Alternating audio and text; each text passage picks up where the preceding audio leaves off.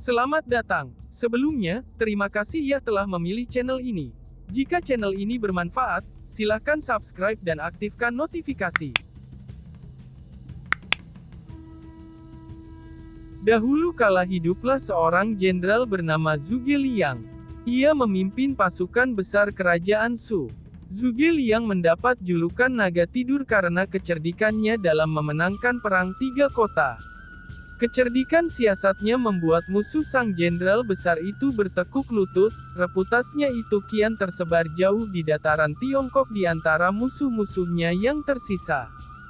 Suatu waktu kecerdikannya itu diuji, seorang letnan musuh yang mengaku merasa tidak puas dengan jenderalnya menyerahkan diri ke kemah menawarkan bantuan dan informasi.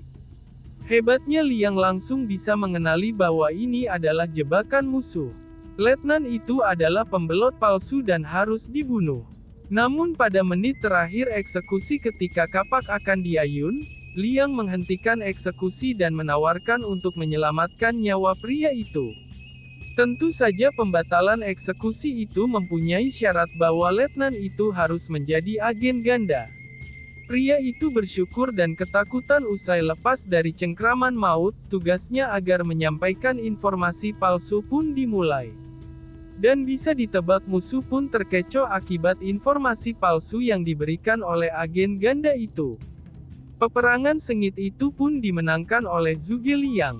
Pada kesempatan lain Liang pun pernah mencuri segel militer musuh dan membuat dokumen palsu yang mengirim pasukan musuhnya ke tempat yang jauh.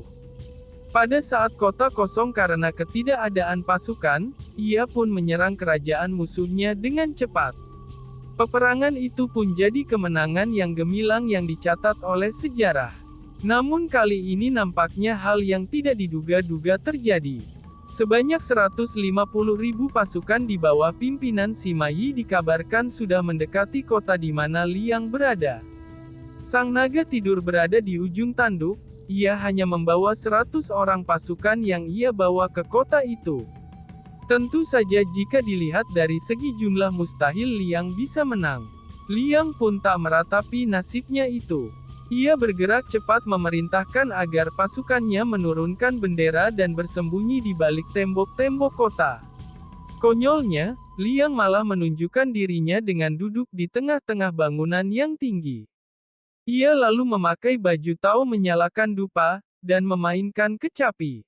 Sima Yi yang memimpin ratusan ribu pasukan itu sampai di kota.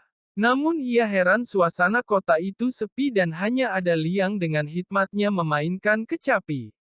Yi merasa Liang mengejeknya dan menganggap bahwa kota yang sepi itu adalah jebakan untuk pasukannya. Ia juga menimbang-nimbang untuk menyerang Liang mengingat reputasinya dalam perang 3 kota. Melihat situasi mencurigakan itu Yi langsung menarik mundur ratusan ribu pasukannya. Tak satu pun panah mendarat di tubuh Liang maupun pasukan. Peperangan tidak seimbang itu pun terhindarkan, kecerdikan Liang dan tentu saja keberuntungannya membuat dirinya dan pasukan selamat. Lagi-lagi reputasi kecerdikan Liang membuatnya makin ditakuti musuhnya. Apa yang terjadi pada kisah Liang menyiratkan bahwa reputasi mempunyai pengaruh yang besar pada keberhasilan seseorang. Sima Yi bisa saja langsung menghabisi Liang yang saat itu sedang apes. Namun ia ketakutan akan reputasi Liang yang cerdik dalam menjebak musuh. Julukan Saga Naga Tidur membuat Sima Yi menarik mundur. Ratusan ribu pasukan dikalahkan tanpa mengangkat senjata.